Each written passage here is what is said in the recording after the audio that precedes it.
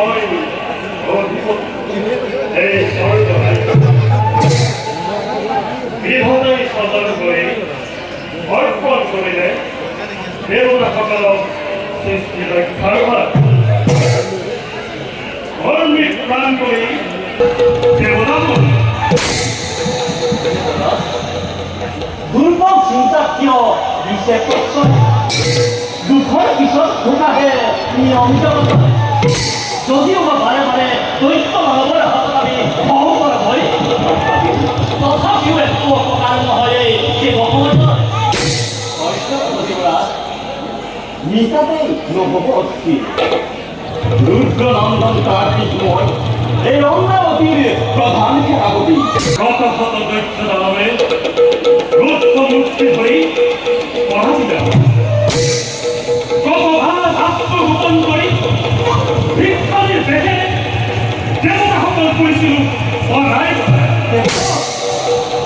কেৱল ৰাতি অসান্য হৈ বাৰে বাৰে দৈত্যভাৱে দেৱতাই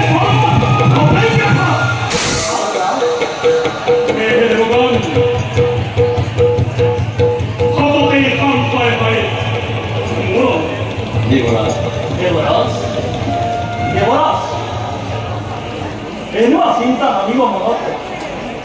ভাবি দেখক তোমালোকৰ কৰ্মৰ বাবে আৰম্ভ কিন্তু তথাপিও দেৱগণ মন মোৰ নহয় সততেই কবে মোৰ বাকী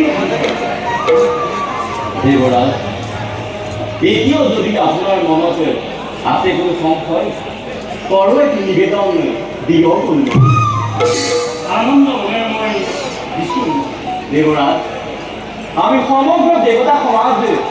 হৈ একাত্ৰিত আয়োজন কৰোঁ এটি দৰিদ্ৰৰ ঘৰে সম্পূৰ্ণ অমংগল চিহ্ন মাত্ৰা নাথাকিব এই অনুমতি ধন্য কাৰ্তিক উচিত পৰামৰ্শ কৰিলা অচিলেই আমি আয়োজন কৰিম বিদ্যুৎ থাকিব সষ্টম কৰা শত্ৰুৰ প্ৰত্যুত্তৰ আহে যদি কোনো শত্ৰু অনুমতিৰ দিকে মৰণ তাত নিব তোমালোকৰ প্ৰভুৰ বাবে আনন্দিত অজয় বীৰ কাৰ্তিকৰ সেনাপতি বৰুণ পৱন মহাবীৰগণ সেই ইন্দ্ৰ কিয় হ'ব চিন্তিত দেৱগণ তেন্তে আজিলৈ মহাকাৰ্য ইমানতেই কৰোঁ সমাপ্ত